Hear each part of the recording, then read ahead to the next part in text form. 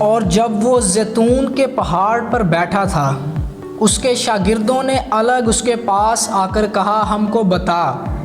کہ یہ باتیں کب ہوں گی اور تیرے آنے اور دنیا کے آخر ہونے کا نشان کیا ہوگا؟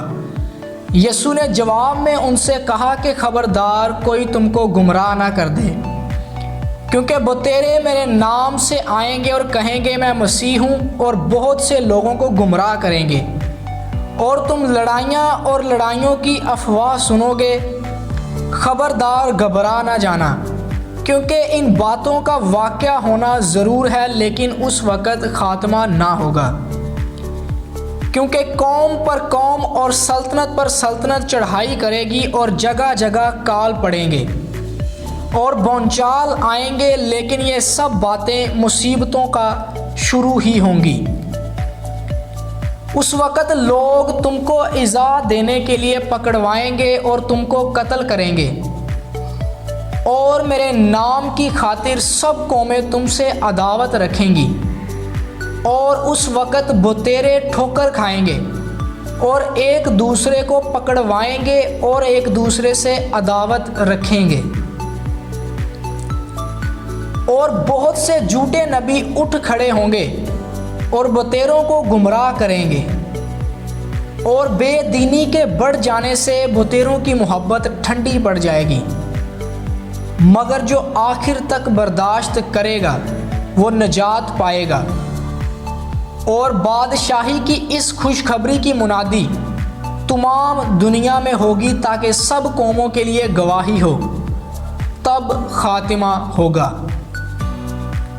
پس جب تم اس اجاڑنے والی مکروہ چیز کو، جس کا ذکر دانیل نبی کی معرفت ہوا، مقدس مقام میں کھڑا ہوا دیکھو، پڑھنے والا سمجھ لے، تو جو یہودیہ میں ہوں وہ پہاڑوں پر بھاگ جائیں، جو کوٹھے پر ہوں وہ اپنے گھر کا اسباب لینے کو نیچے نہ اتریں، اور جو کھیت میں ہو وہ اپنا کپڑا لینے کو پیچھے نہ لوٹے، مگر افسوس ان پر جو ان دنوں میں حاملہ ہوں اور جو دودھ پلاتی ہوں۔ پس دعا کرو کہ تم کو جاڑوں میں یا سبت کے دن بھاگنا نہ پڑے، کیونکہ اس وقت ایسی بڑی مصیبت ہوگی کہ دنیا کے شروع سے نہ اب تک ہوئی نہ کبھی ہوگی، اور اگر وہ دن گھٹائے نہ جاتے تو کوئی بشر نہ بچتا، مگر برگزیدوں کی خاطر وہ دن گھٹائے جائیں گے۔ اس وقت اگر کوئی تم سے کہے کہ دیکھو مسیح یہاں ہے یا وہاں ہے، تو یقین نہ کرنا، کیونکہ جھوٹے مسیح اور جھوٹے نبی اٹھ کھڑے ہوں گے اور ایسے بڑے نشان اور عجیب کام دکھائیں گے کہ اگر ممکن ہو تو برگزیدوں کو بھی گمراہ کر لیں۔ دیکھو میں نے پہلے ہی تم سے کہہ دیا ہے، بس اگر وہ تم سے کہیں کہ دیکھو وہ بیابان میں ہے تو باہر نہ جانا، یا دیکھو وہ کوٹھڑیوں میں ہے تو یقین نہ کرنا، کیونکہ جیسے بجلی پورب سے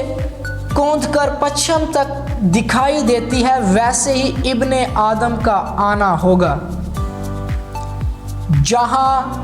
مردار ہے وہاں گدھ جمع ہو جائیں گے۔ اور فوراً ان دنوں کی مصیبت کے بعد سورج تاریک ہو جائے گا اور چاند اپنی روشنی نہ دے گا، اور ستارے آسمان سے گریں گے اور آسمان کی قوتیں ہلائی جائیں گی، اور اس وقت ابن آدم کا نشان آسمان پر دکھائی دے گا، اور اس وقت زمین کی سب قومیں چھاتی پیٹیں گی اور ابن آدم کو بڑی قدرت اور جلال کے ساتھ آسمان کے بادلوں پر آتا دیکھیں گی، اور وہ نرسنگے کی بڑی آواز کے ساتھ اپنے فرشتوں کو بھیجے گا، اور وہ اس کے برگزیدوں کو چاروں طرف سے آسمان کے اس کنارے سے اس کنارے تک جمع کریں گے۔ اب انجیر کے درخت سے ایک تمثیل سیکھو، جو ہی اس کی ڈالی نرم ہوتی اور پتے نکلتے ہیں تم جان لیتے ہو کہ گرمی نزدیک ہے۔ اسی طرح جب تم ان سب باتوں کو دیکھو تو جان لو کہ وہ نزدیک بلکہ دروازہ پر ہے۔ میں تم سے سچ کہتا ہوں کہ جب تک یہ سب باتیں نہ ہو لیں یہ نسل ہرگز تمام نہ ہوگی۔ آسمان اور زمین ٹل جائیں گے لیکن میری باتیں ہرگز نہ ٹلیں گی۔ لیکن اس دن اور اس گھڑی کی بابت کوئی نہیں جانتا، نہ آسمان کے فرشتے نہ بیٹا مگر صرف باپ۔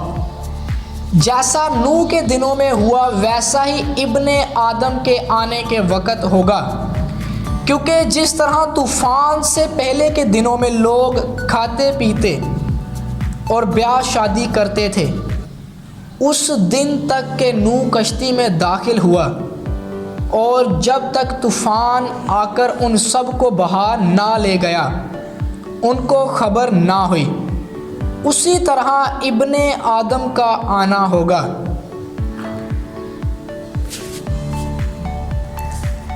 اس وقت دو آدمی کھیت میں ہوں گے، ایک لے لیا جائے گا اور دوسرا چھوڑ دیا جائے گا۔ دو عورتیں چکی پیستی ہوں گی، ایک لے لی جائے گی اور دوسری چھوڑ دی جائے گی۔ پس جاگتے رہو کیونکہ تم نہیں جانتے کہ تمہارا خداوند کس دن آئے گا۔ لیکن یہ جان رکھو کہ اگر گھر کے مالک کو معلوم ہوتا